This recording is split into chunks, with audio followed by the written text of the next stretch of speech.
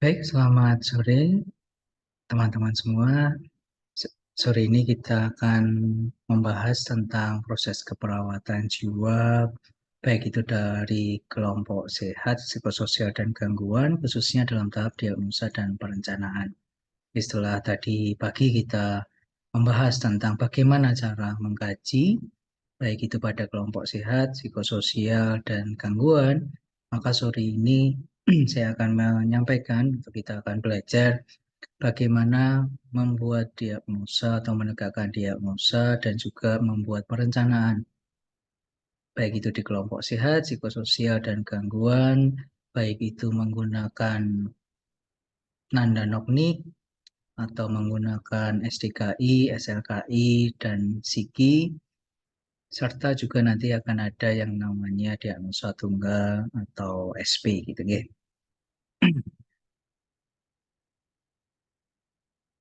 Nah, kita masuk ke penegakan diagnosa pada kelompok sehat. Ya, teman-teman juga bisa mengecek atau melihat SDKI dan juga Nanda yang sudah teman-teman siapkan. Jadi di Nanda itu tidak ada diagnosa khusus untuk tugas perkembangan yang terpenuhi. Begitu juga dengan SDKI. Kalau kita ingat lagi pembahasan kita pagi tadi tentang kelompok sehat, jadi kelompok sehat itu adalah merujuk pada individu-individu yang bisa memenuhi tugas perkembangannya sesuai dengan kelompok usianya masing-masing dengan baik. Jadi masing-masing kelompok usia itu memiliki tugas perkembangannya sendiri-sendiri. Dicek lagi di materinya tadi pagi. Jika si pasien atau si individu atau klien lah, kita sebutnya bisa memenuhi tugas perkembangan tersebut sesuai dengan standarnya di kelompok usianya dia, maka dia masuk dalam kategori sehat. Nah, di Nanda itu dan juga STKI itu tidak ada diagnosa khusus ya. Kalau kita bicara diagnosa di Nanda atau STKI itu kan ada yang namanya diagnosa promosi kesehatan. Kalau dari judul diagnosanya itu kan ada kata-kata kesiapan biasanya. Kesiapan peningkatan apa, kesiapan meningkatkan apa, gitu ya. Tapi kalau kita cari di Nanda ataupun di SDKI, diagnosa kesiapan untuk tumbuh kembang atau kesiapan peningkatan tumbuh kembang, kesiapan meningkatkan tumbuh kembang, itu ternyata di SDKI ataupun di Nanda tidak ada.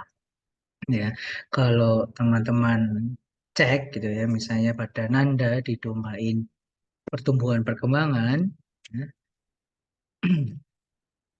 saya yang versi Indonesia ya, nanti teman-teman bisa cek di halaman mulai halaman 587 kalau di Nanda itu yang ada adalah diagnosa aktual ataupun diagnosa risiko, yaitu terkait dengan keterlambatan perkembangan itu untuk diagnosa aktualnya, sedangkan untuk diagnosa risiko adalah risiko keterlambatan perkembangan. Dan di Nanda itu hanya ada dua kelompok usia, yaitu kelompok anak dan juga kelompok bayi. Kalau kita lihat di SDKI sekarang, silakan teman-teman juga bisa membuka SDKI-nya.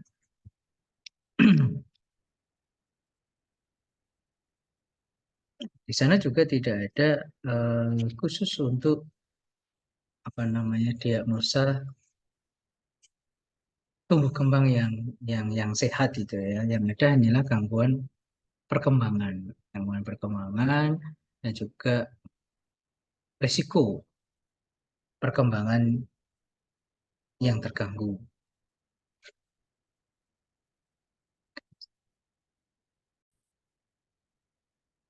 Teman-teman bisa melihat di halaman 231 sampai 238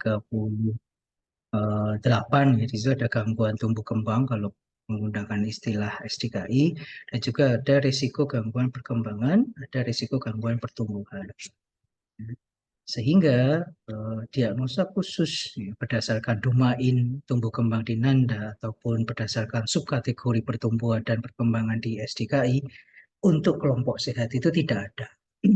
Namun jika dilihat dari tugas perkembangan masing-masing usia, dari usia bayi sampai lansia, terdapat beberapa diagnosa potensial yang bisa kita tegakkan.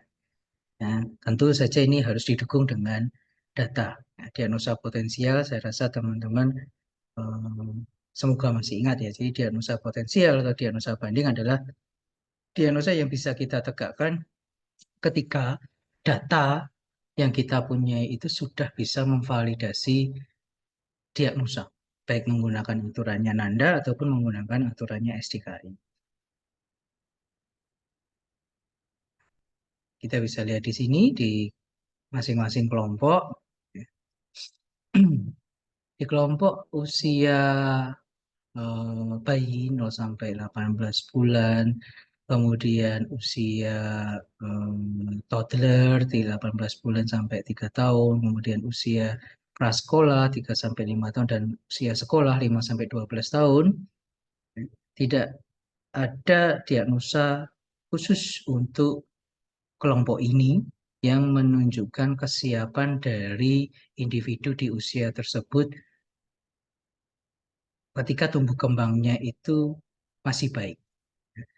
Tetapi kalau dilihat dari sudut pandang orang tua si anak usia 0 tahun sampai 12 tahun ini, kita bisa melihat baik di Nanda ataupun di SDK itu ada dua diagnosa yang bisa kita tegakkan, yaitu kesiapan meningkatkan proses keluarga dan kesiapan meningkatkan pengetahuan itu di Nanda, sedangkan di SDKI hanya beda kata di peningkatan saja. Kalau di SDKI kalimatnya kesiapan peningkatan proses keluarga dan kesiapan peningkatan pengetahuan.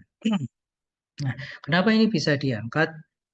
Terkait dengan kesiapan meningkatkan proses keluarga, ini tentu saja eh, bisa kita tegakkan karena pada usia 0 sampai 12 tahun ini anak masih membutuhkan stimulus dari orang terdekat. Dalam hal ini tentu keluarga. Jadi kalau misalnya dari hasil pengkajian yang sudah kita bahas tadi pagi itu ternyata keluarga memiliki pengetahuan tentang bagaimana menstimulus anaknya, keluarga memiliki pengetahuan tentang tugas tumbuh kembang yang harus dipenuhi oleh anak-anak usia 0 sampai 12 tahun ini, lalu mereka mensupport penuh anak-anaknya, mereka memiliki pola asuh yang baik bagi anak-anaknya, kemudian mereka juga memiliki sumber daya yang kuat untuk mendukung tumbuh kembang anaknya, maka eh, kondisi itu kan termasuk dalam kondisi yang promosi kesehatan, sehingga dapat ditegakkan kesiapan meningkatkan proses keluarga. Jadi proses keluarga yang sudah baik itu bisa ditingkatkan lagi. Begitu juga dengan pengetahuan. Ketika tadi saya sampaikan keluarga itu sudah memiliki pengetahuan tentang bagaimana menstimulus tumbuh kembang anak, yang mereka ya apalagi sekarang di IG ya, atau di media sosial yang lain itu sudah banyak informasi berseliweran dari dokter gitu, ya, atau dari tenaga kesehatan yang lain tentang bagaimana menstimulus anak dan mereka juga punya keinginan untuk melakukan itu, maka kita bisa tegakkan juga diagnosa kesiapan meningkatkan pengetahuan. Nanti teman-teman bisa melihat apa saja batasan karakteristik pada kedua diagnosa promosi kesehatan ini. Lalu pada kelompok usia remaja 12 sampai 18 tahun di mana tugas perkembangannya adalah identity versus role confusion atau identitas versus kebingungan peran. Kalau saat pengkajian kita mendapati bahwa si anak itu sudah memiliki pengetahuan tentang tugas kembangnya, kemudian dia sudah istilahnya aware ya bahwa di usia dia yang remaja itu dia harus mencari jati dirinya, dia juga memiliki support system yang bagus, kita bisa menegakkan diagnosa kesiapan meningkatkan konsep diri. Artinya si anak itu dengan aware, dengan sadar, dia ingin mencari jati diri yang benar. Oke. Mencari jati diri yang benar, yang sesuai dengan nilai norma yang sudah diajarkan oleh keluarganya. Nah, Di sini teman-teman perhatikan bahwa yang di apa istilahnya ya, yang dituliskan dalam SDKI atau Penanda itu adalah meningkatkan konsep diri. Konsep diri seperti yang teman-teman tahu itu terdiri dari identitas diri, kemudian terdiri dari harga diri, berikutnya gambaran diri, peran diri, lalu ideal diri. Artinya, kesiapan meningkatkan konsep diri ini harus kita lihat dari 5 aspek ini, dari semua komponen yang ada di konsep diri itu. Jadi, jika remaja usia 12 sampai 18 tahun memang benar-benar dari hasil pengkajian kita ya, benar-benar memiliki pengetahuan, dia siap untuk menstimulus dirinya sendiri, termasuk juga keluarganya, banyak pengetahuan dan mampu menstimulus anak remajanya untuk apa namanya mencari identitas dirinya, kita bisa menegakkan kesiapan meningkatkan konsep diri ini pada si remaja, ya. Jadi bukan pada orang tuanya, tapi pada remaja ini. Tuh, berikutnya kelompok usia 18 sampai 40 tahun di mana tugas perkembangannya adalah mengembangkan intimasi atau hubungan personal dengan orang lain. Nah, kalau di SDKI menariknya setelah saya cek gitu ya, ternyata diagnosa yang bisa ditegakkan pada kelompok usia 18 sampai 40 tahun ini adalah kesiapan peningkatan menjadi orang tua. Ya, hanya itu saja saya sudah cari eh, di masing-masing diagnosa, masing-masing kategori dan subkategori. Ya, hanya itu yang cocok untuk kelompok usia dewasa ini. Ya, nanti kalau misalnya teman-teman ngecek lagi SDKI teman-teman terus ternyata, oh ini lebih cocok Pak dengan tugas perkembangannya kelompok usia 18 sampai 40 tahun, silakan. Nggak apa, nanti bisa ditambahkan. Tapi sementara saya membaca, menganalisis masing-masing diagnosa, ini yang sesuai dengan pemenuhan tugas perkembangan pada kelompok usia ini di SDKI.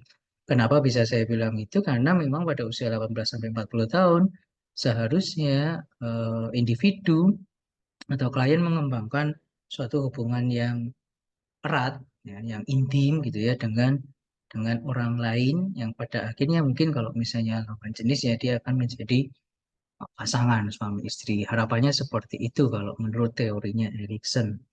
Jadi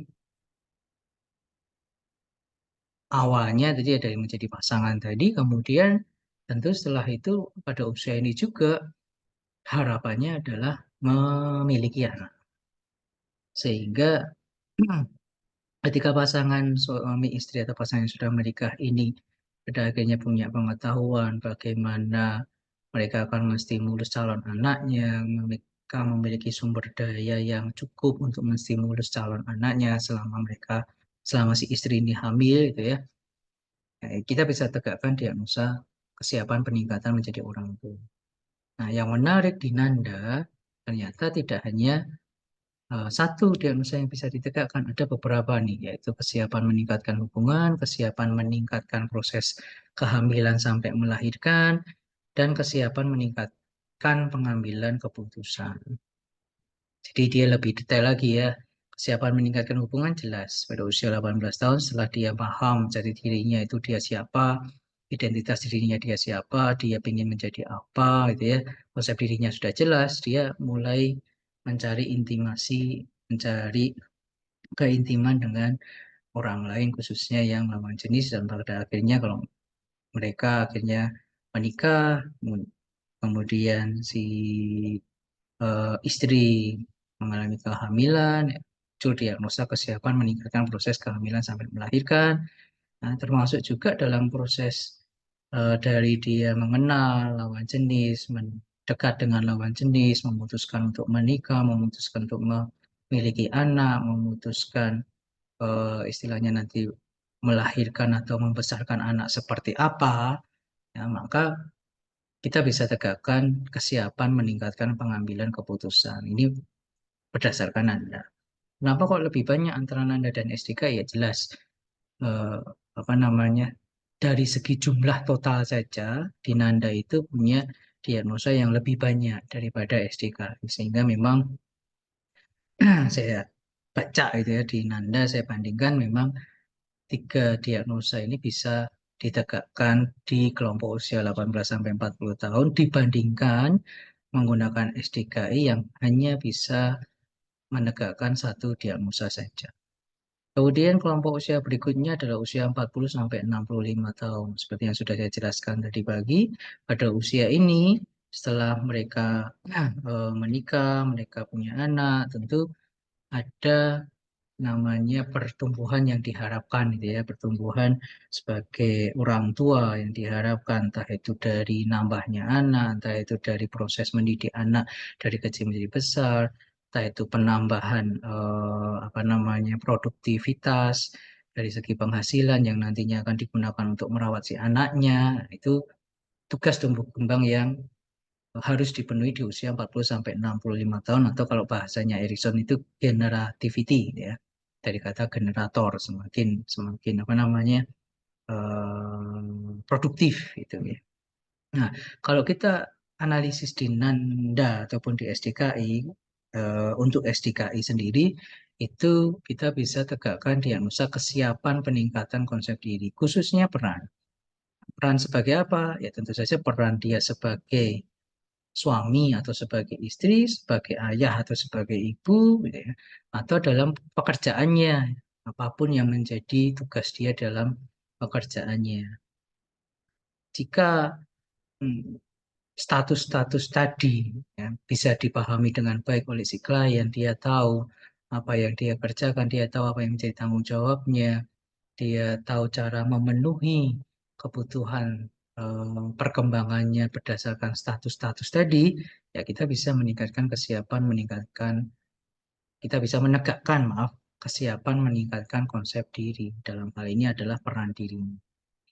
Lalu di SDKI juga kita bisa tegakkan kesiapan peningkatan proses keluarga. Ini penjelasannya sama kayak tadi di awal, karena dia sudah menjadi orang tua gitu ya.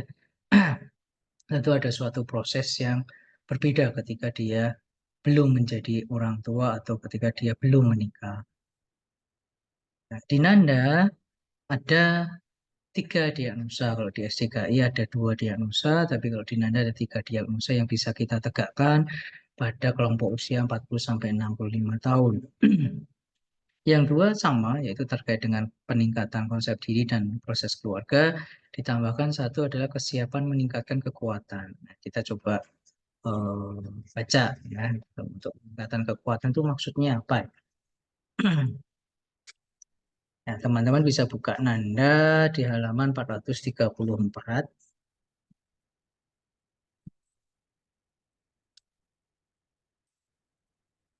Nah,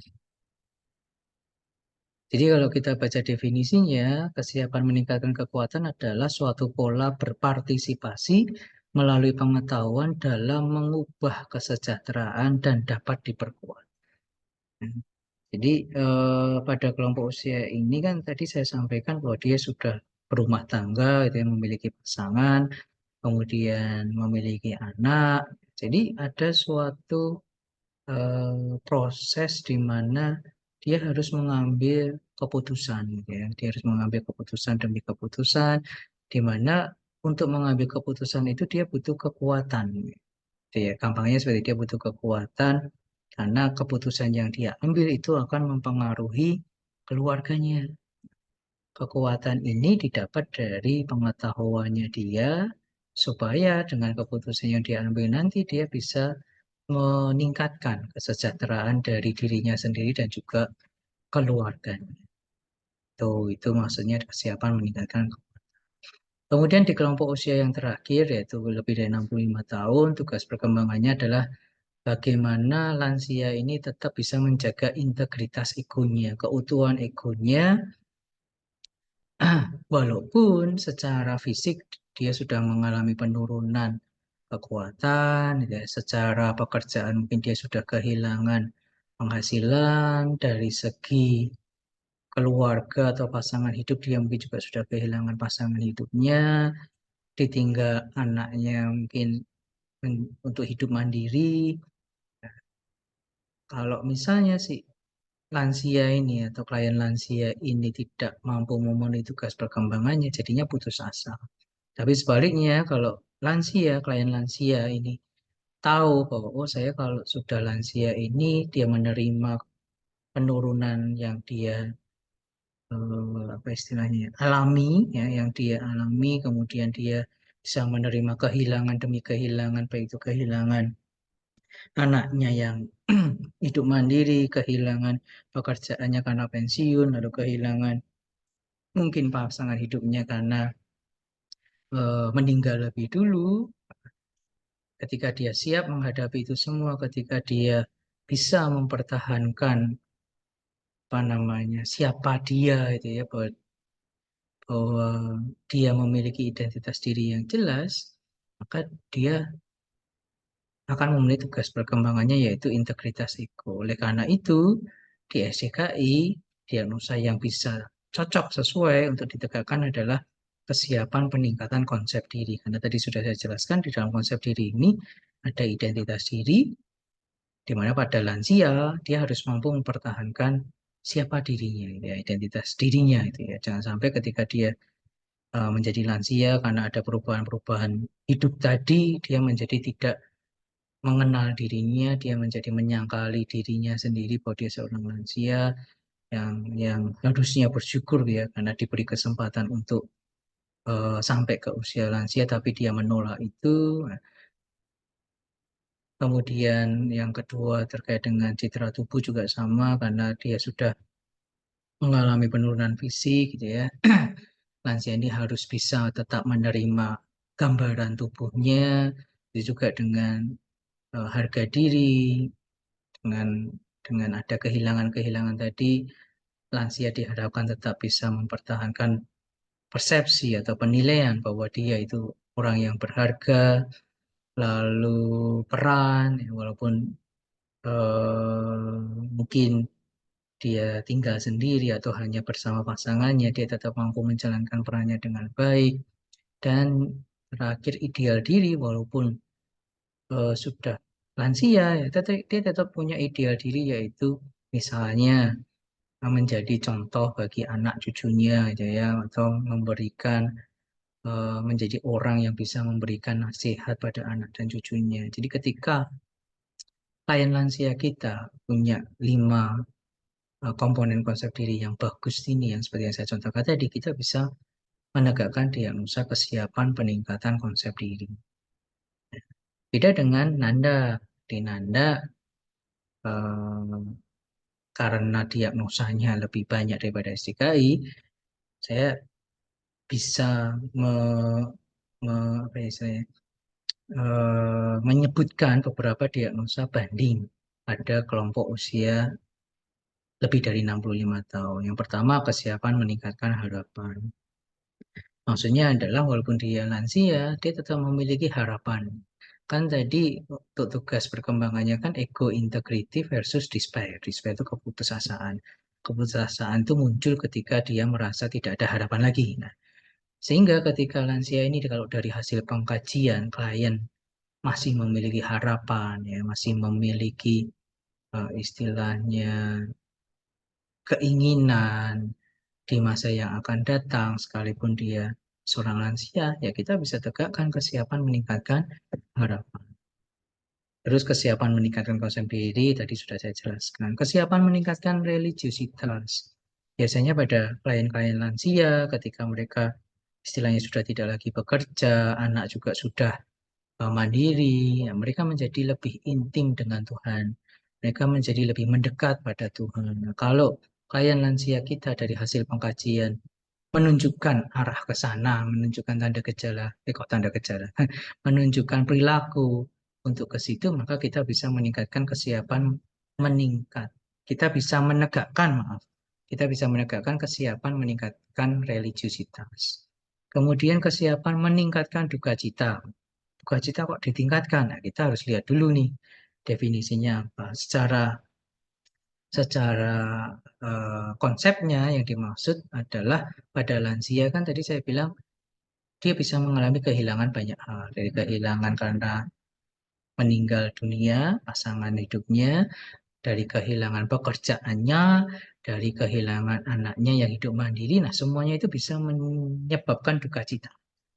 duka cita itu kan suatu proses yang normal sebenarnya. Kalau kita baca di Nanda, itu ada berbagai jenis duka cita. Nah, pada klien yang sehat, artinya dia mampu menerima kehilangan itu, kita bisa meningkatkan kesiap, kita bisa menegakkan, tuh dari tadi salah terus, kita bisa menegakkan kesiapan meningkatkan duka cita.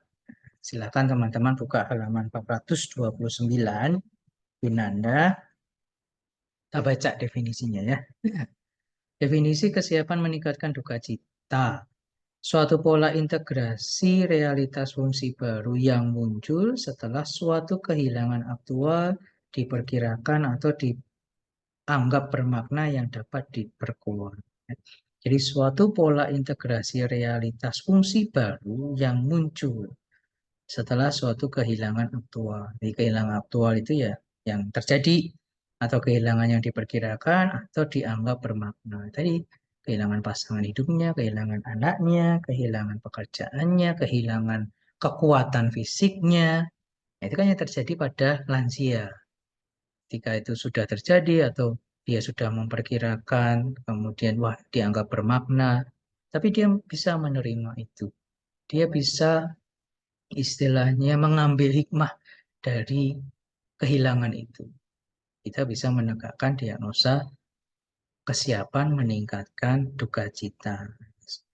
Kita juga bisa lihat ya di batasan karakteristiknya. Nah, mengungkapkan keinginan mengenal almarhum, mengungkapkan keinginan melakukan aktivitas sebelumnya, mengungkapkan keinginan meningkatkan coping dengan kesedihan. Artinya dia bisa menyelesaikan masalah kesedihannya, mengungkapkan keinginan meningkatkan memaafkan, dan seterusnya. Ini kan maknanya positif. Makna positif atau eh, suatu kemampuan yang dia miliki setelah mengalami kehilangan itu, tapi secara positif. Itu yang dimaksud kesiapan meningkatkan duka cita. Kemudian di Nanda juga kita bisa tegakkan kesiapan meningkatkan rasa nyaman. Kenapa ya? Karena pada waktu seseorang menjadi lansia, ada beberapa hal yang membuat dia tidak nyaman. Tidak nyaman di sini tidak hanya secara fisik ya.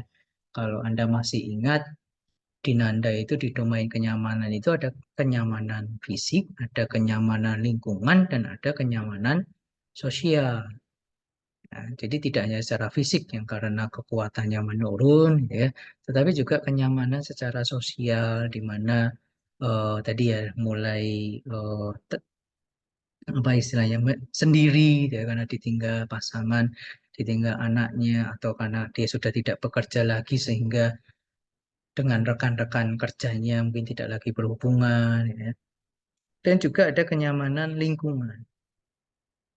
Nah, itu bisa kita tegakkan ketika lansia ini mampu menghadapi eh, apa namanya rasa tidak nyaman yang bisa muncul ketika dia mengalami perubahan-perubahan akibat usia yang menua tadi.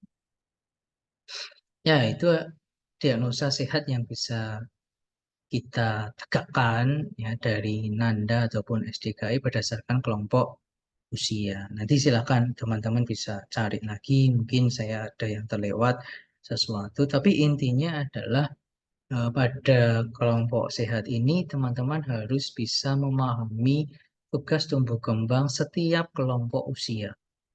Jadi dipahami dulu itu setiap kelompok usia itu seperti apa tugas tumbuh kembangnya.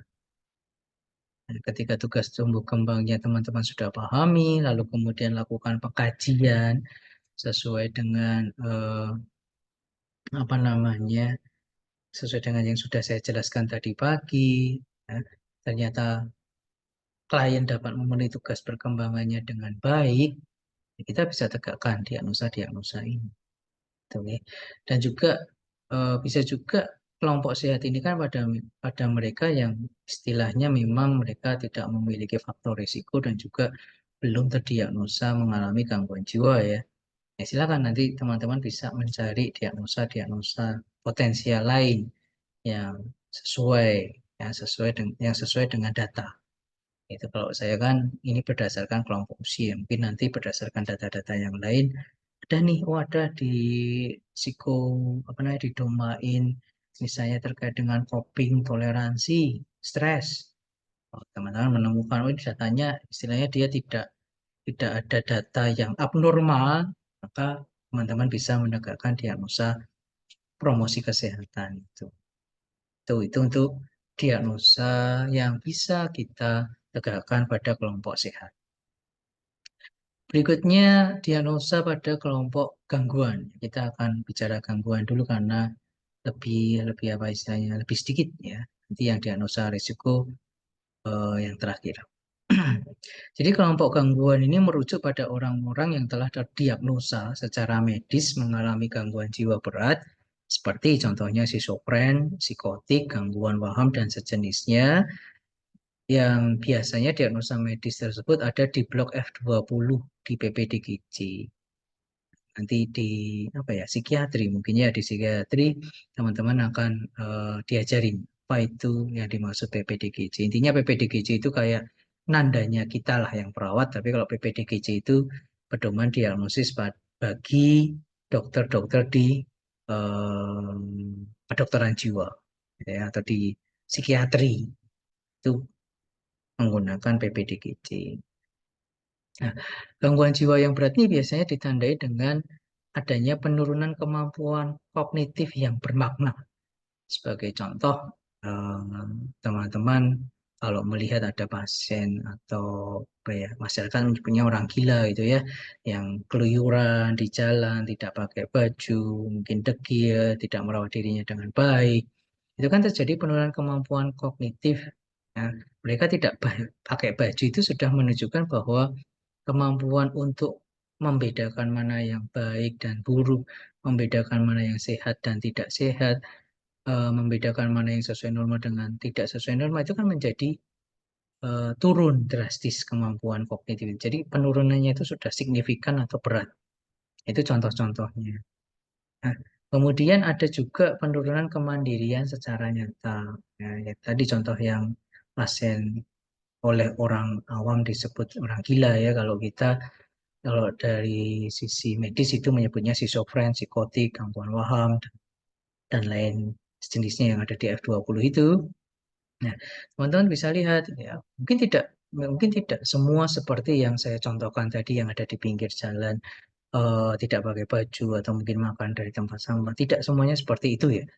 Nah, bisa juga mereka mungkin terlihat eh, rapi bersih gitu ya, tapi kemandirian yang lain nih kayak makan, mungkin dia tidak makan berhari-hari gitu ya, menolak untuk makan berhari-hari, atau dia mungkin menolak untuk gosok gigi berhari-hari dengan alasan yang tidak masuk akal. Nah, itu juga bisa menjadi salah satu, yang saya bilang salah satu tanda dia mengalami gangguan jiwa berat. Ini bukan urusan kita, gitu ya. Ini bukan urusan kita karena seperti yang sudah saya jelaskan di pengkajian tadi pagi, di format pengkajian itu ada yang namanya aspek medis. Aspek medis itu nanti salah satunya adalah diagnosa medis yang ditegakkan. Nah, kita tinggal lihat aja diagnosa medis itu. Diagnosa medisnya apa? Kalau diagnosa medisnya memang mengarah ke gangguan jiwa berat, kemudian kita lihat pasiennya juga eh, muncul salah satu dari penurunan kemampuan kognitif atau penurunan kemampuan merawat dirinya sendiri secara signifikan, ya kita bisa masukkan itu ke kelompok gangguan. Nah, pada orang-orang yang seperti ini yang saya contohkan tadi atau kelompok gangguan ini, kita bisa menegakkan diagnosa tertentu. Di kelompok gangguan ini ada tiga mazhab ya, atau tiga aliran lah, ya, tiga aliran. Kalau yang kelompok sehat ataupun kelompok risiko itu hanya ada dua, yaitu Nanda atau S3I. Nah, kalau di kelompok gangguan ini ada tiga aliran, ditambahin diagnosa tunggal. Yang dimaksud diagnosa tunggal itu apa? Diagnosa tunggal itu adalah diagnosa yang hanya terdiri dari problem atau masalah saja. Jadi tidak menggunakan etiologi. Nah, kalau kita apa namanya menggunakan nanda atau STK itu kan pasti ada dilanjutkan berhubungan dengan apa, ditandai dengan apa, gitu kan ya. Tapi kalau pada diagnosa tunggal dia hanya berdiri sendiri. Masalah itu, problem itu hanya berdiri sendiri. Tidak ditambahi etiologinya. Nah, ini merupakan kesepakatan waktu itu sebelum ada SDKI jauh gitu ya, karena waktu itu masih pakai Nanda, terus dianggap Nanda itu apa namanya tidak sesuai dengan budaya Indonesia. Ya. Artinya pasien gangguan jiwa yang di luar negeri dengan pasien gangguan jiwa yang ada di Indonesia itu berbeda banget. Maka kumpulan kumpulan perawat jiwa waktu itu mencoba untuk membuat suatu pedoman yang baru, yang memudahkan perawat. Sebenarnya tujuannya adalah memudahkan perawat dalam memberikan asuhan atau memberikan tindakan keperawatan pada pasien-pasien dengan gangguan jiwa berat ini. Kenapa harus dimudahkan? Karena jelas pasien-pasien dengan gangguan jiwa berat ini tidak sama dengan pasien-pasien yang ada di rumah sakit umum yang karena penyakit fisik. Salah satu yang jelas tidak samanya adalah pada pasien-pasien di rumah sakit umum dengan penyakit fisik, mereka mereka apa istilahnya? Mereka tahu bahwa mereka sakit gitu kan ya. Mereka ingin untuk sembuh. Sehingga tentu mereka akan pasien-pasien itu akan apa namanya? Bekerja sama dengan perawat ya. Memudahkan perawat juga dalam memberikan asuhan. Tapi pada pasien-pasien yang dirawat di rumah sakit jiwa karena gangguan jiwa berat, tadi sudah saya sebutkan, kemampuan kognitifnya menurun drastis. Ada gangguan dari proses pikirnya, gangguan dari penentuan atau pengambilan keputusannya, nah, sehingga membuat sulit perawat waktu itu. Dan kalau harus menggunakan nanda yang teman-teman juga pasti sudah merasakan ya dulu ketika kita belajar menggunakan nanda itu kan kalau yang tidak terbiasa itu kan menjadi apa namanya ribet gitu ya, kompleks gitu ya, banyak aturannya dan pada waktu itu di rumah sakit jiwa itu lebih banyak perawat D3. Itu kalau tidak salah tahun 2000 awal lah ya. Itu masih banyak perawat rumah sakit jiwa itu yang D3 yang memang fokusnya itu lebih banyak ke psikomotor ya, ke keterampilan bukan ke analisis. Ya, berbeda dengan nurse yang memang lebih banyak analisisnya daripada keterampilannya sehingga para perawat jiwa itu berkumpul waktu itu kalau tidak salah di Bandung gitu ya menetapkan dari sekian banyak diagnosa yang ada di Nanda itu kemudian dianalisis mana sih yang paling banyak muncul pada pasien-pasien yang dirawat di Rumah Sakit Jiwa Indonesia maka muncullah 7 diagnosa ini yang biasanya ya kita sebut diagnosa gangguan. Diagnosa gangguan itu menggunakan konsep diagnosa tunggal, artinya hanya berdiri sendiri tanpa perlu kita tuliskan etiologinya. Diagnosa yang pertama risiko perilaku kekerasan, kemudian waham, halusinasi, defisit perawatan diri, isolasi sosial, harga diri rendah, dan risiko bunuh diri. Nanti akan ada penjelasan khusus ya, lebih detail lagi dari 7 diagnosa ini. Ya, intinya kalau risiko perilaku kekerasan jelas ya dari kalimatnya itu artinya pasien berisiko tinggi untuk melakukan kekerasan atau melukai orang lain dan lingkungan. Kemudian kalau waham itu keyakinan yang salah tentang dirinya sendiri, misalnya kalau Anda sering baca di berita tentang pasien-pasien gangguan jiwa atau yang meyakini bahwa dirinya itu adalah nabi setelah Nabi Muhammad atau meyakini dirinya adalah apa namanya itu tokoh-tokoh besar ya tokoh-tokoh yang mungkin sudah meninggal atau titisan Nyi Roro Kidul, titisan Soekarno, titisan Bung Hatta dan sejenisnya itu adalah salah satu contoh waham. Walaupun tidak selalu seperti itu, ada juga waham curiga yang meyakini bahwa orang-orang di sekitarnya itu ingin melukai dirinya, ya.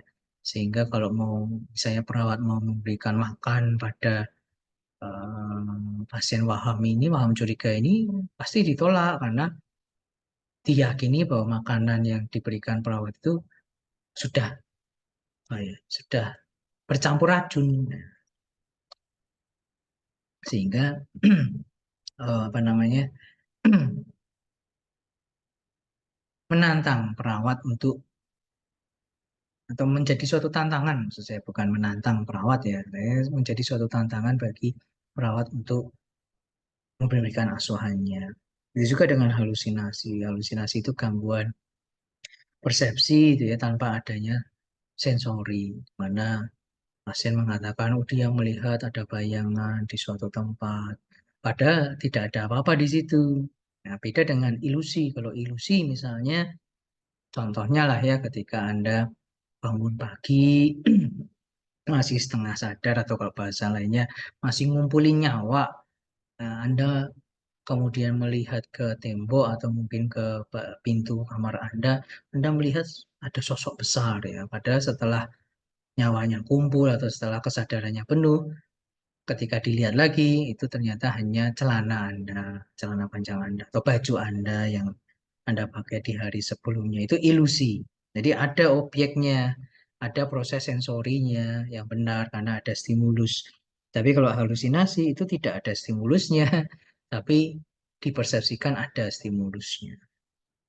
Lalu defisit perawatan diri ini tadi sudah saya contohkan ya bagi kayak pasien-pasien yang tidak mau makan atau tidak menggunakan pakaian dengan benar. Isolasi sosial saya rasa bisa dipahami ya, di mana pasien ini biasanya dia tidak mau ikut serta dalam kegiatan di kelompoknya, menolak untuk berhubungan dengan orang lain, menolak untuk berteman dengan orang lain, itu bisa diakibatkan oleh gangguan jiwanya. Harga diri rendah, yang dimaksud harga diri rendah ini adalah harga diri rendah yang sudah kronis, artinya sudah berbulan-bulan yang disebabkan karena yang biasanya menjadi penyebab dari semua tanda gejala gangguan jiwanya. Dan yang terakhir adalah risiko bunuh diri. Nah, jadi pada pasien-pasien dengan gangguan jiwa berat, yang schizofren dan sebagainya tadi, dia memiliki risiko untuk bunuh diri. Contoh, ada pasien-pasien yang mereka memiliki halusinasi. Halusinasinya menyuruh dia untuk mati. Padahal tidak ada stimulus itu, ya. Tidak ada orang yang real atau nyata yang ngomong seperti itu. Tapi karena gangguan jiwa beratnya, dia berhalusinasi, ada suara yang menyuruh dia mati atau ada bayangan yang menunjuk suatu tempat supaya dia terjun dari tempat itu sehingga mati. Contohnya seperti itu. Kemudian kalau di SDKI, ya teman-teman nanti bisa cek ya ada perilaku kekerasan, ada risiko perilaku kekerasan, ada waham. Tadi sudah saya contohkan, ada gangguan persepsi sensori ini kalau di diagnosa tunggal itu serupa dengan halusinasi. Gitu ya. Kemudian ada defisit perawatan diri sama ada isolasi sosial. Nah, kalau di SDK itu dibedakan, ada dua kan, ada harga diri rendah kronis dan ada harga diri rendah situasional. Yang masuk ke kelompok gangguan atau pada kelompok pasien dengan gangguan jiwa berat itu adalah harga diri rendah yang kronis. Lalu ada risiko bunuh diri, nah itu ada juga diagnosa berikutnya ketidakpatuhan. Ketidakpatuhan ini biasanya pada pasien-pasien gangguan jiwa berat itu mereka sering putus obat karena obat-obatan pada gangguan jiwa itu lama ya, bisa tahunan untuk benar-benar sembuh. Programnya maksud saya program pengobatannya itu bisa paling tidak kalau ada gangguan jiwa berat schizofrenia yang ditemukan pertama kali atau yang didiagnosis pertama kali itu programnya biasanya sampai 2 tahun, lebih lama dari TBC. Jadi pasien kadang merasa bosan gitu ya, setelah minum obat itu halusinasinya tidak muncul lagi dan akhirnya dia putus obat. Setelah putus obat beberapa hari baru muncul lagi itu halusinasinya, baru muncul lagi tuh keinginan untuk tidak merawat dirinya. Akhirnya dibawa lagi ke rumah sakit jiwa. Nanti kalau teman-teman ada waktu atau ada program untuk field trip ke rumah sakit jiwa, nanti teman-teman bisa nanya berapa kali mereka masuk ke rumah sakit jiwa. Jarang baru 1 kali, itu pasti 2 kali, 3 kali, 4 kali, bahkan lebih. Dan kalau teman-teman baca di rekam medis atau tanya ke pasiennya, jawabannya paling banyak adalah karena tidak minum obat. Nah, itu sebabnya ketidakpatuhan saya masukkan di kelompok gangguan. Lalu ada juga gangguan komunikasi verbal. Karena pada pasien dengan gangguan jiwa berat, misalnya tadi yang mengalami waham atau mengalami gangguan persepsi sensori, dia kan asik dengan dunianya sendiri. Misalnya pada waham, dia meyakini dirinya sebagai titisan Bung Karno misalnya, atau sebagai tokoh besar. Dia akhirnya menjadi tidak merespon perawat karena dianggap perawat itu rakyat jelata contohnya. Dianggap perawat itu tidak apa tidak setara dengan dia karena dia meyakini dia sebagai orang besar kan. Jadi perawat, siswa atau pasien yang lain bahkan dokter pun dianggap lebih rendah dari dirinya. Nah, itu akhirnya mengganggu komunikasi verbal kan, sehingga kita bisa tegakkan gangguan komunikasi verbal. Itu juga pada pasien dengan gangguan persepsi sensori atau halusinasi. Nah, dia asik dengan halusinasinya karena isi halusinasi itu tidak selalu yang jelek ya. Kadang halusinasi itu juga berisi misalnya kalau suara itu suara mungkin orang yang dicintainya. Isinya adalah suara-suara yang menghibur dia ketika dia di rumah sakit atau ketika halusinasinya penglihatan dia melihat pacarnya, dia melihat tunangannya, atau melihat orang yang berharga atau orang yang sangat cantik, orang yang sangat tampan sehingga dia suka dengan halusinasinya itu. Kalau dia suka dengan halusinasinya kan dia menjadi apa namanya asik dengan halusinasinya sendiri. Ketika dia asik dengan halusinasinya sendiri, kita orang normal yang melihat dari sisi yang lain, kita melihat dia kayak ngomong sendiri, gitu ya kan, ngobrol sendiri, ketawa ketiwi sendiri. Dan ketika kita ngajak ngobrol, kita ajak komunikasi, jadi tidak nyambung. Akhirnya muncul gangguan komunikasi verbal. Itu contoh kasusnya. Berikutnya Dinanda. Dinanda sesuai yang saya sampaikan tadi karena jumlah diagnosanya Nanda itu lebih banyak daripada diagnosa SDKI, maka diagnosa untuk gangguan yang bisa ditegakkan itu lebih banyak. Kalau di SDKI, defisit perawatan diri itu cuma satu diagnosa, tapi kita bisa sebutkan secara spesifik. Dia papah mandi, berpakaian, makan, atau eliminasi. Itu kalau di SDKI. Tapi kalau di Nanda, ada 4 diagnosa yang terkait defisit perawatan diri karena sendiri-sendiri itu bagiannya. Nah, defisit perawatan diri mandi itu sendiri, defisit perawatan diri berpakaian sendiri, defisit perawatan diri makan sendiri, defisit perawatan diri eliminasi sendiri.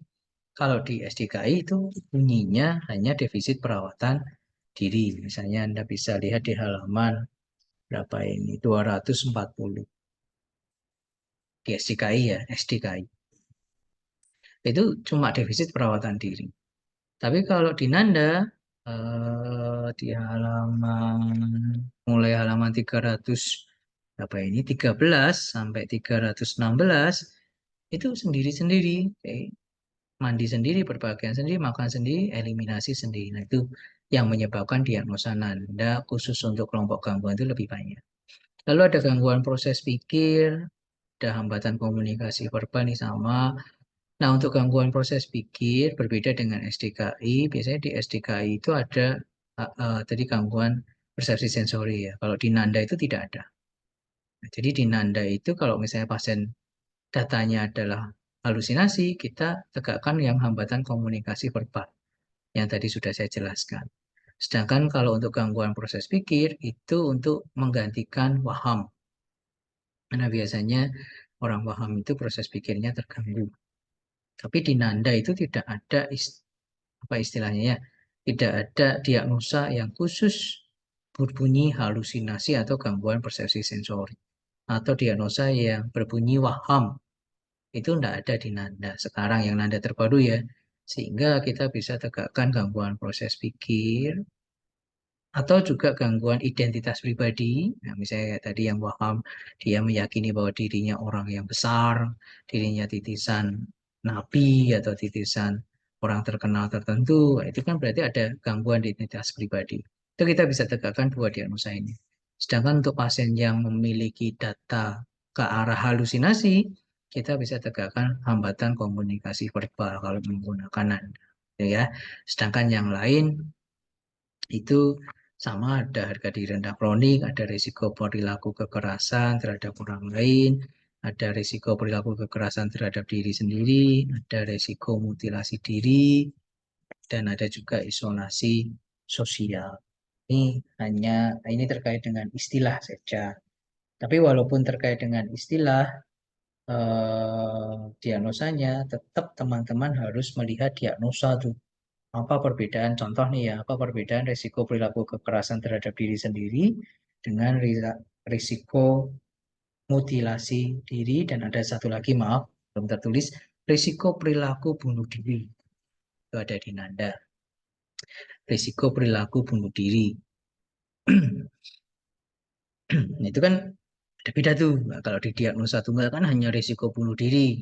Ya udah, pokoknya yang terkait dengan mencederai dirinya sendiri atau mutilasi dirinya sendiri ya bisa masuk situ karena bisa mengarah ke kematian. Tetapi kalau di Nanda, sorry, kalau di SDKI tadi kan ada risiko bunuh diri juga saja, maaf, risiko bunuh diri saja.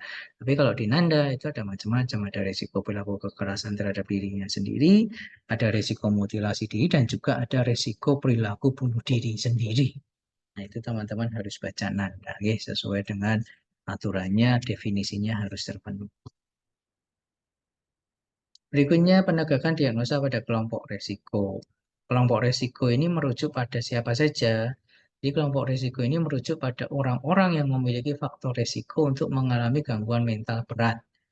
Contoh, pada pasien-pasien dengan penyakit kronis, mereka yang memiliki penyakit menaun, atau bahkan karena penyakit kronisnya itu ada semacam pikiran bahwa ini tidak bisa lagi disembuhkan, itu akan mengganggu psikologis mereka, mengganggu perilaku mereka, mengganggu kemampuan sosial mereka, dan akhirnya nanti bisa mengarah ke gangguan jiwa yang lebih berat. Makanya pada pasien-pasien dengan penyakit kronis yang akan teman-teman rawat nantinya misalnya di rumah sakit umum, jangan lupa untuk mengkaji kondisi psikologis mereka. Itu juga dengan individu yang mengalami kegagalan tumbuh kembang. Nah, jadi ketika kita mengkaji nih, dia remaja usia 17 tahun, sebentar lagi selesai itu tugas tumbuh kembangnya. Tapi ketika kita mengkaji kok ini masih ada beberapa yang miss gitu ya. Masih ada beberapa yang tidak terpenuhi padahal usianya tinggal 1 tahun lagi. Nah, itu kita bisa masukkan orang-orang seperti ini, klien-klien seperti ini ke kelompok risiko nanti dengan diagnosa-diagnosanya sendiri. Itu juga pada pasien-pasien atau klien yang terdiagnosa secara medis mengalami gangguan jiwa, tetapi bukan gangguan jiwa berat seperti yang sudah saya jelaskan tadi di kelompok gangguan. Jadi gangguan jiwa itu ratusan, ada ratusan diagnosanya kalau kita baca satu-satu gitu ya, nanti di PPDGJ.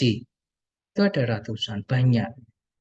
Dan itu kadang hidup, bukan kadang ya, memang banyak yang hidup di sekitar kita yang satu kita tidak tahu bahwa dia ternyata gangguan jiwa secara medis ya, secara diagnosa medis. Wah, mungkin orang tersebut juga tidak tahu bahwa dia mengalami gangguan jiwa karena di benak kita atau di persepsi orang itu yang namanya gangguan jiwa itu adalah gangguan jiwa yang berat tadi, yang dirawat di rumah sakit jiwa tadi. Tapi sebenarnya ada beberapa tipe gangguan jiwa yang sifatnya ringan sampai sedang. Artinya dia masih mampu merawat dirinya sendiri, kemampuan kognitifnya juga masih bagus.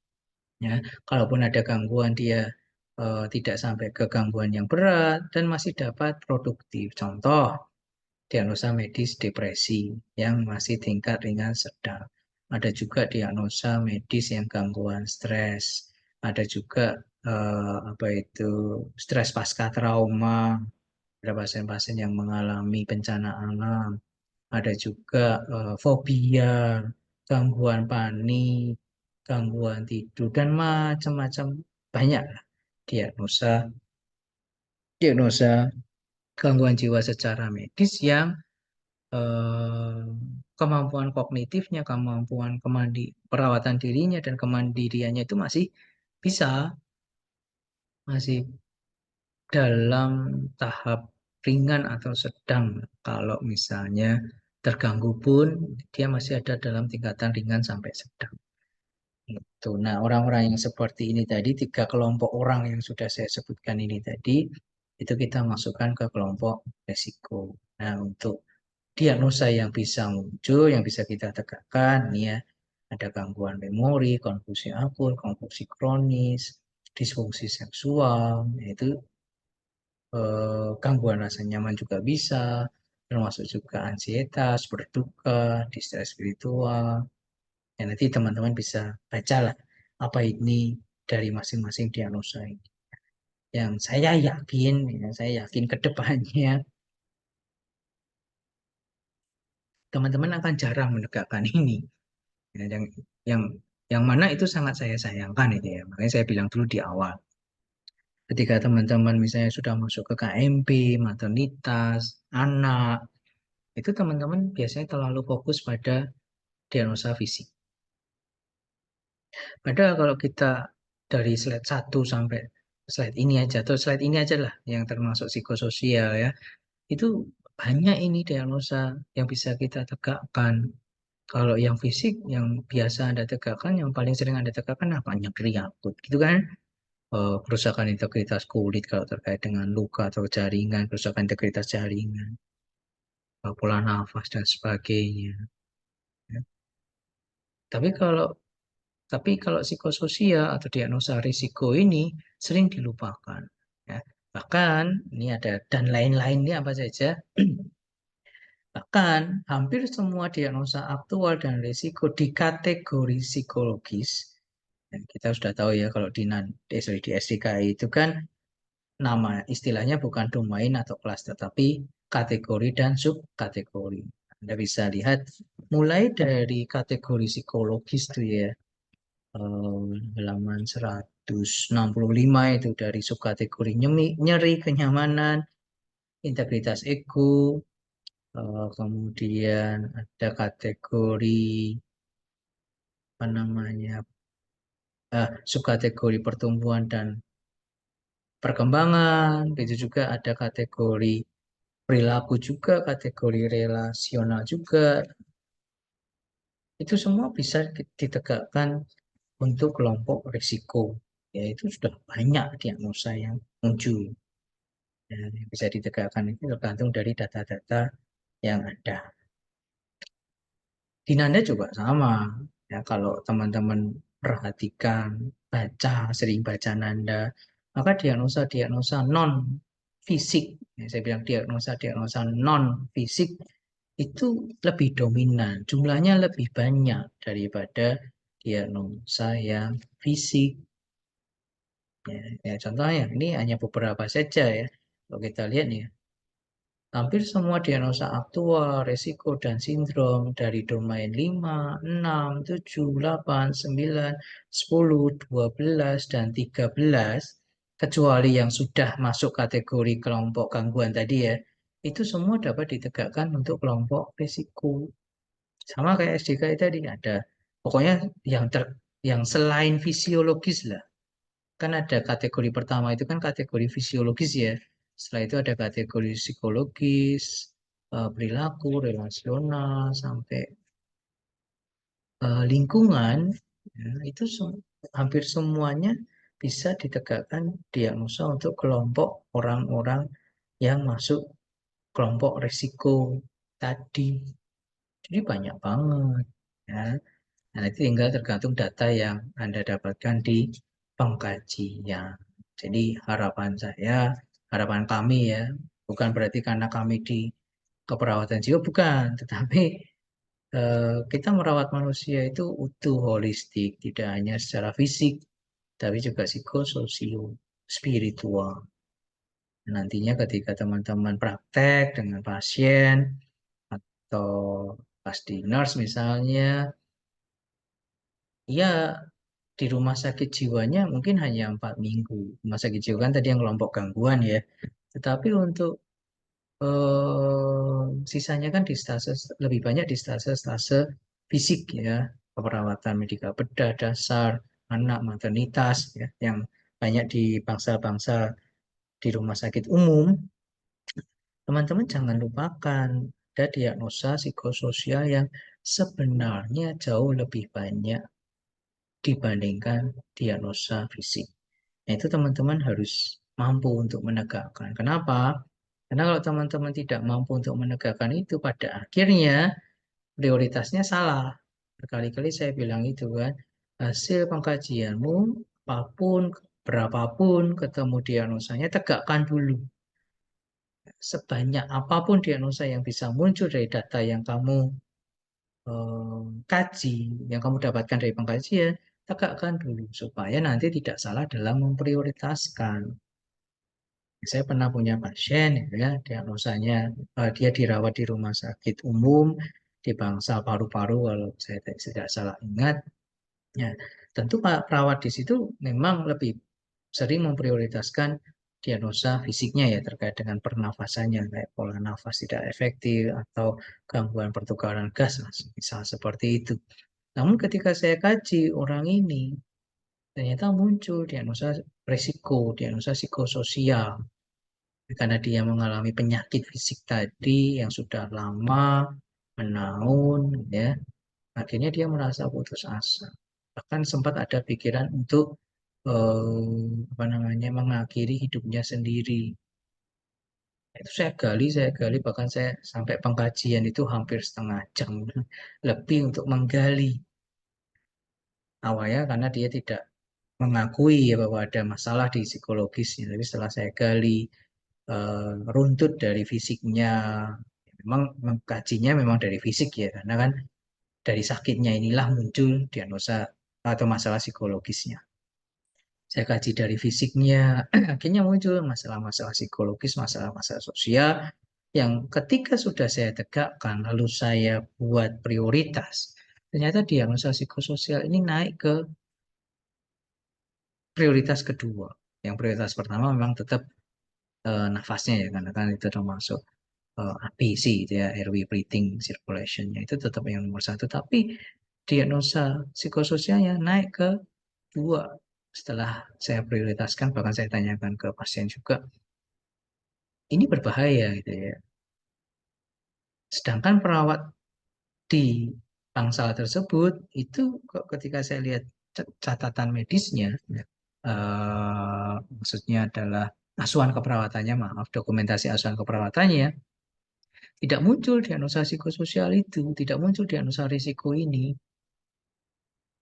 Keputusasaan lah contohnya ya, itu keputusasaan dan apa ya, satunya karena dia seorang ayah itu ya, dan karena sakitnya dia jadi tidak bisa merawat anaknya, eh, ketidakefektifan peran peran salah satunya itu termasuk gangguan konsep diri yang naik itu tadi, muncul keputusasaan naik ke dua. Nah ini kan bahaya ketika perawat di bangsal itu terlalu fokus pada fisiknya dan melupakan psikososialnya.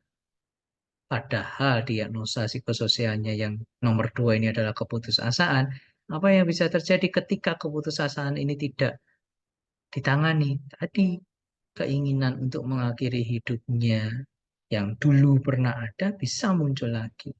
Karena orang yang putus asa itu sudah tidak bisa melihat harapan lagi, ya kan?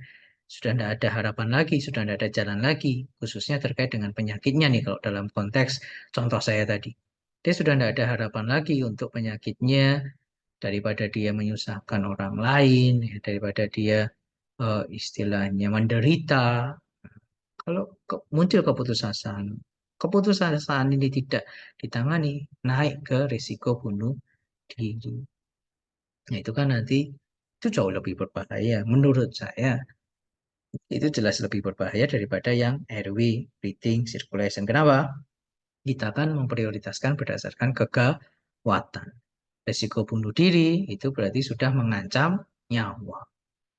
Walaupun diagnosa berikutnya adalah yang terkait airway, breathing, circulation tadi, ya tetap yang mengancam nyawa, yang risiko bunuh diri inilah yang harus kita atasi terlebih dahulu. Itu bisa terjadi jika keputusasaannya yang saya tegakkan tadi real di pasien itu tidak ditangani. Ya, akhirnya waktu itu ya karena memang saya praktek di bangsa itu Karena sebagai spesialis ya saya prakteknya muter lah istilahnya ya, muter tidak apa sih Pak bahasa Indonesianya itu tidak menetap di bangsa tersebut ya langsung saya tangani keputusasanya hampir 1 jam lebih gitu ya, hampir 1 jam dari pengkajian sampai tindakan itu untuk mengatasi keputusannya. Karena saya tahu ini tidak ditegakkan oleh perawat dan perawat terlalu sibuk untuk mengurusi fisiknya. Yang mana itu juga tidak saya salahkan gitu ya waktu itu ya. Karena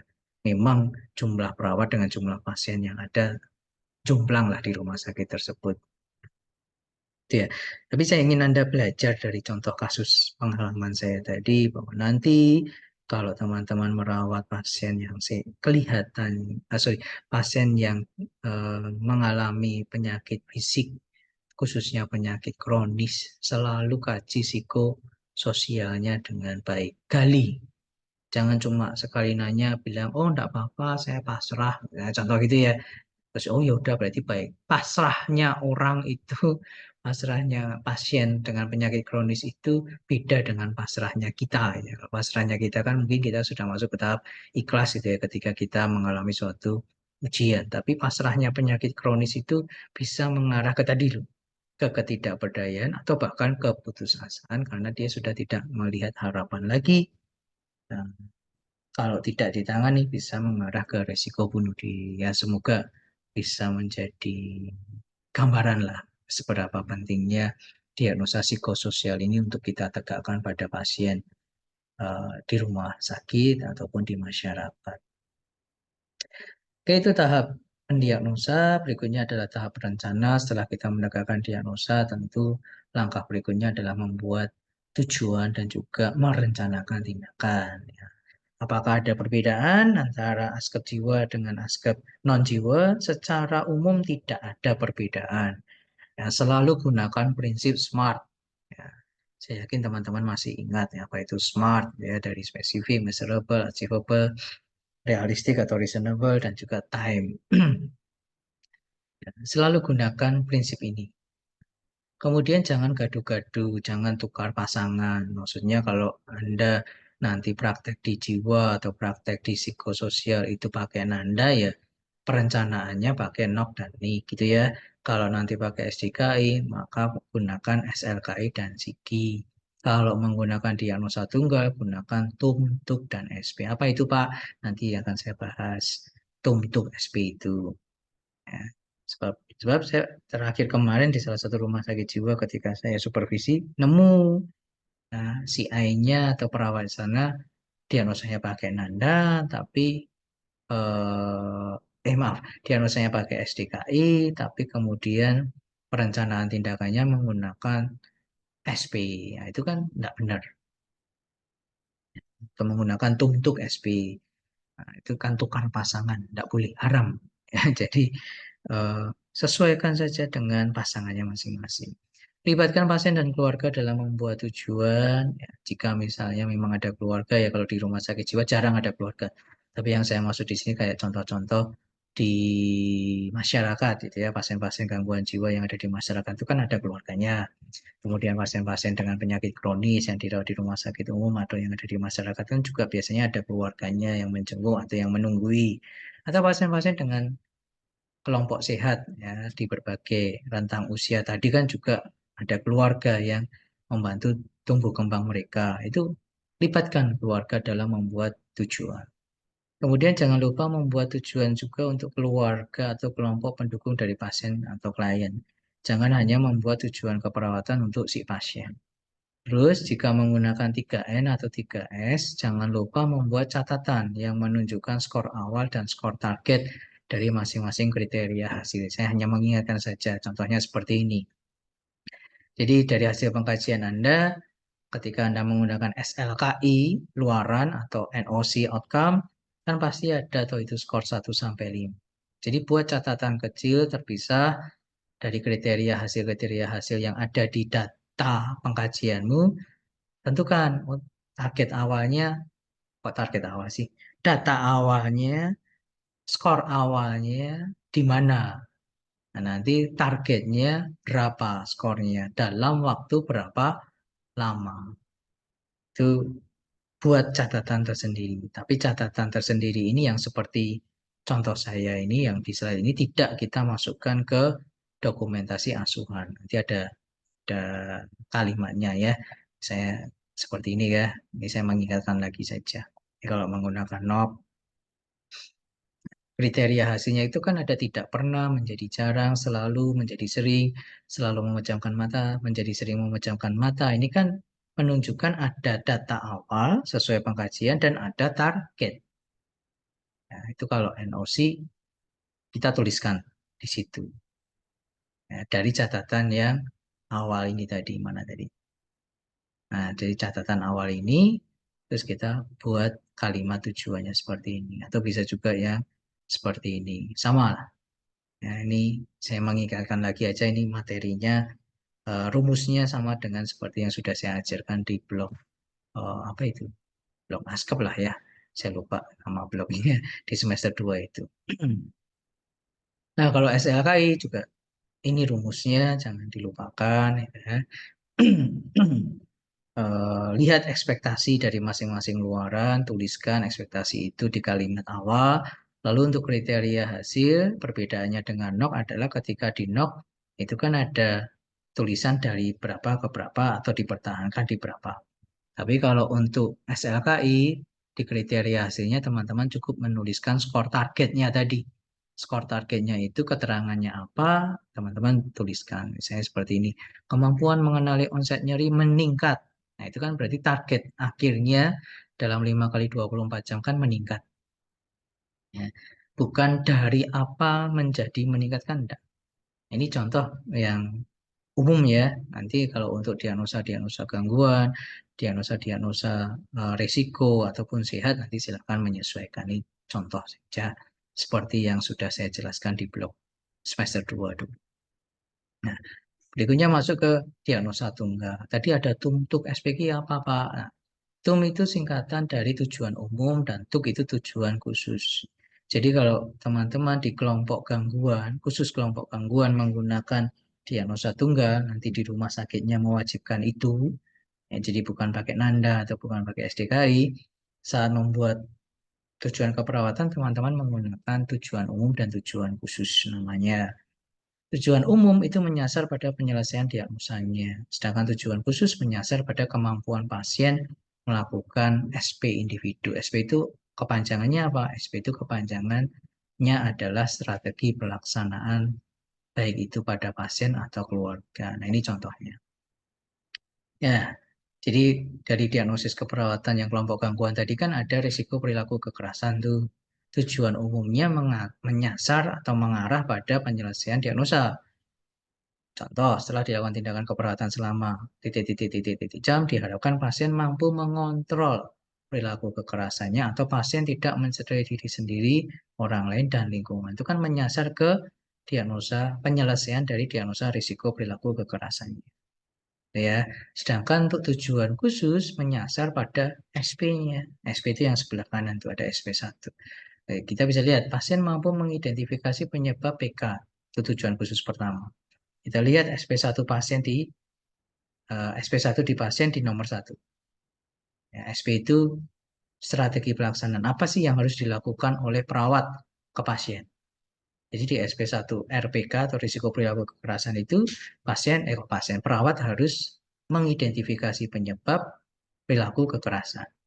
Saat perawat melakukan identifikasi penyebab perilaku kekerasan, pasien itu kita tanyain, Pak, Bu, coba diingat kemarin waktu Bapak Ibu dibawa ke rumah sakit jiwa itu di rumah melakukan apa? Kok sampai dibawa ke rumah sakit jiwa? Apa yang Bapak Ibu lakukan? Apakah Bapak Ibu memukul orang lain, merusak barang-barang dan sebagainya? Ya, ketika pasien mampu mengidentifikasi itu, maka SP1 kita berhasil. SP1 nomor 1 itu ya, SP1 RPK nomor 1 itu berhasil. Makanya di sini kalau teman-teman perhatikan tujuan khusus itu menyasar atau fokus pada pemenuhan atau pelaksanaan dari SP-nya. Nanti di SP2 tujuan khususnya berbeda, SP3 tujuan khususnya berbeda, SP4 tujuan khususnya berbeda. Tapi untuk tujuan umumnya sama, karena tujuan umum itu menyasar pada penyelesaian diagnosanya. Itu ya, secara sekilas itu nanti di blog psikiatri kalau saya tidak salah akan lebih detail lagi bagaimana membuat TUM dan TUK ini. Eh, di rumah sakit jiwa pun sekarang juga sudah mulai jarang menggunakan diagnosa tunggal karena SDKI sudah ada, 3S sudah ada, dan memang dari organisasi profesi waktu itu yang menerbitkan SDKI, SLKI, dan SIGI atau 3S itu memang meminta, menganjurkan, bahkan apa ya, memaksa lah ya istilahnya ya, lebih ke arah memaksa supaya rumah sakit di Indonesia itu menggunakan 3S. Biar konsisten gitu ya, biar seragam, biar Indonesia memiliki bahasa diagnosa keperawatannya sendiri. Jadi ini sudah mulai jalan, tapi untuk pengetahuan ya, untuk informasi aja, siapa tahu nanti ketika teman-teman praktek masih ada rumah sakit yang menggunakan diagnosa tunggal dan SP ini.